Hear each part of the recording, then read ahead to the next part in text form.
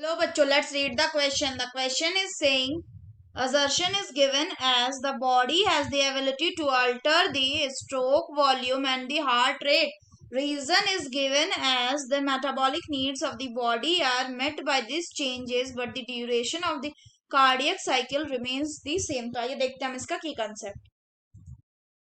तो अगर हम बात करें इसके की कंसेप्ट की, तो इसका की कंसेप्ट हो जाएगा कार्डियक आउटपुट. कार्डियक आउटपुट तो होता क्या है कि during the time of the cardiac cycle जो हार्ट बीट होता है, heart beat on an average ये कितना होता है, ये रहता है आपका 72 टाइम्स पर मिनट. 72 टाइम्स पर मिनट. इससे हम ये पता कर सकते हैं कि जो कार्डियक साइकिल का ड्यूरेशन होगा वो कितना होगा, वो हो जाएगा अप्रोक्स 0.8 सेकंड. ये ऑन एन एवरेज है.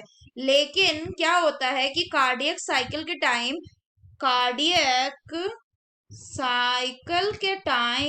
क्या होता है कि ईच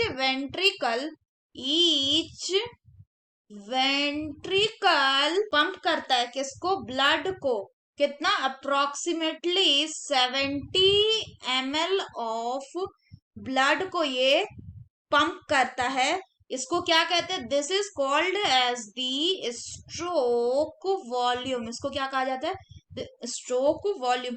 सो अगर हम बात करें फर्दर तो ये जो स्ट्रोक वॉल्यूम आया, स्ट्रोक वॉल्यूम यानी ये जो 70 ml था, इसको क्या कर देंगे, it will be multiplied by किसके साथ, so it will be multiplied by the number of beats per minute.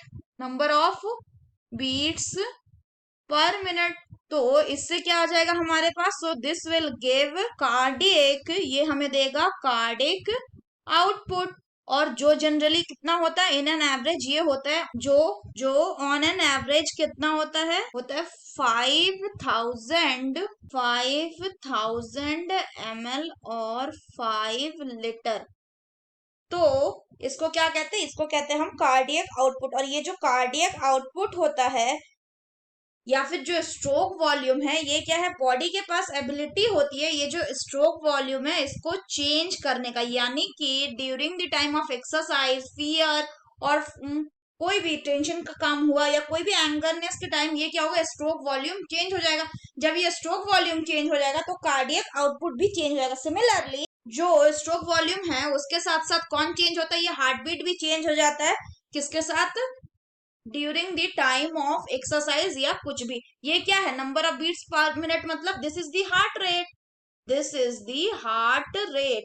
और ये हार्ट रेट क्या है, मतलब कॉन्ट्रैक्शन रिलैक्सेशन. और यही क्या देता है, यही देता है आपका कार्डियक साइकिल का टाइम कि कितना बीट कर रहा है ये पर मिनट. तो उस हिसाब से आता है क्या, 0.8 सेकंड. तो अगर बात करें कि स्ट्रोक वॉल्यूम में नंबर ऑफ बीट चेंज हो गया, मतलब कार्डियक आउटपुट चेंज हो गया.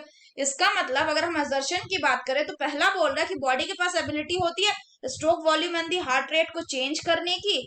तो ये क्या है, ये बिल्कुल ट्रू है. दूसरा बोल रहा है कि the metabolic needs of the body are met by this changes, तो but the duration of the cardiac cycle remains the change. तो ये बिल्कुल फॉल्स है, क्योंकि मेटाबॉलिक चेंज नीड्स तो बॉडी का मीट हो जाएगा लेकिन कार्डियक साइकिल भी बदल जाएगा. ये 0.8 सेकंड जो है ये कोई सर्वमान्य टाइम नहीं है कार्डियक साइकिल का.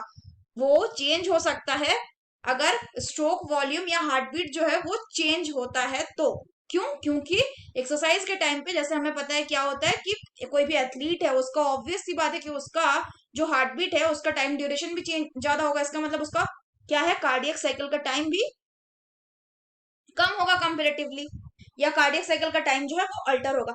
So the correct option will be if A is true but R is false, that is option C. So that's all for the question, bachcho. Hope you understood it well. Best of luck.